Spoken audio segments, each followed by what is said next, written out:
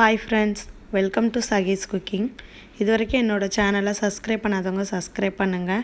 கூடவே இருக்க பெல் பட்டனை கிளிக் பண்ணுங்கள். அப்போ தான் நான் போடுற வீடியோஸ் உங்களுக்கு நோட்டிஃபிகேஷனாக வரும். இன்றைக்கி நம்ம வீடியோவில் என்ன பார்க்க போகிறோன்னா பொட்டுக்கடலை சட்னி எப்படி வைக்கிறதுன்னு தான் பார்க்க போகிறோம். இது இட்லி தோசைக்கு ரொம்ப டேஸ்ட்டாக இருக்கும், சூப்பராக இருக்கும். வாங்க வீடியோக்குள்ளே போகலாம். இதுக்கு ஒரு கடாயில் 2 டீஸ்பூன் ஆயில் விட்டுக்கோங்க. ஆயில் ஹீட் ஆகட்டும். ஹீட் ஆனதுக்கப்புறம் 1 டீஸ்பூன் உளுத்தம்பருப்பு ஆட் பண்ணிக்கலாம். அது கொஞ்சம் செவந்து வரட்டும். இப்போ ஒரு பெரிய வெங்காயத்தை இந்த மாதிரி கட் பண்ணி வச்சுருக்கேன், அதை ஆட் பண்ணிக்கிறேன். கூடவே 4 பல் பூண்டு ஆட் பண்ணிக்கோங்க. காரத்துக்கு ஏற்ப மிளகாய் வத்தல் ஆட் பண்ணிக்கலாம். நான் 6 வத்தல் ஆட் பண்ணியிருக்கேன், உங்களோட காரத்துக்கு ஏற்ப ஆட் பண்ணிக்கோங்க.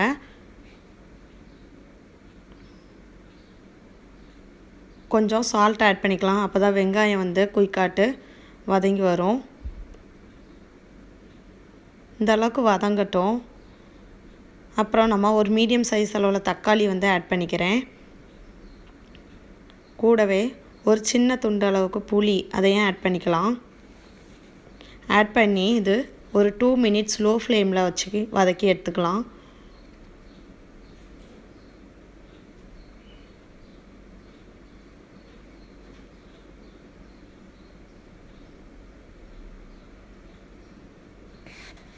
இப்போ ஒரு 4 டீஸ்பூன் தேங்காய் துருவல் அதை ஆட் பண்ணிக்கலாம்.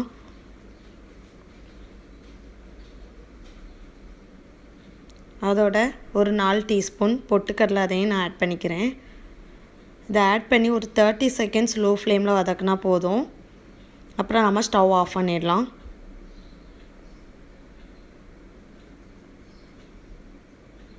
இப்போ நான் ஸ்டவ் ஆஃப் பண்ணிட்டேன். அது சூடு ஆறுனதுக்கப்புறம் மிக்ஸி ஜாரில் ஆட் பண்ணி நம்ம வந்து மையாக அரைச்சி எடுத்துக்கணும். இப்போ நம்ம ஒரு மிக்ஸி ஜாரில் மாற்றிக்கலாம். இதில் தேவையான அளவு தண்ணி ஆட் பண்ணிக்கோங்க. எனக்கு 1 டம்ளர் தண்ணி தேவைப்பட்டுச்சு. உங்களோட கன்சிஸ்டன்சி பொறுத்து நீங்கள் வந்து தண்ணி ஆட் பண்ணிக்கோங்க. நல்லா மையாக அரைச்சி எடுத்துக்கணும்.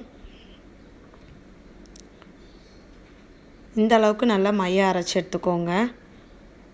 இப்போ நம்ம அதுக்கு ஒரு தாளிப்பு கொடுத்துடலாம். ஒரு கடாயில் கொஞ்சமாக ஆயில் விட்டுக்கோங்க. கொஞ்சமாக கடுகு போட்டுக்கலாம். கடுகு பொரிஞ்சதுக்கப்புறமாட்டு கொஞ்சமாக உளுத்தம்பருப்பு ஆட் பண்ணிக்கோங்க. கொஞ்சமாக கருவேப்பிலையும் ஆட் பண்ணிக்கலாம். இப்போ நம்ம ரெடி பண்ணி வச்சுருந்த சட்னியில் ஆட் பண்ணிக்கலாம் இந்த தாளிப்பை. இது வந்து இட்லி தோசைக்கு ரொம்ப சூப்பராக இருக்கும்.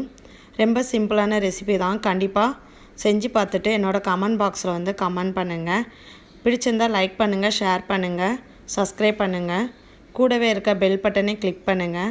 அப்போ தான் நான் போடுற ஒவ்வொரு வீடியோஸும் உங்களுக்கு மிஸ் ஆகாமல் வரும்.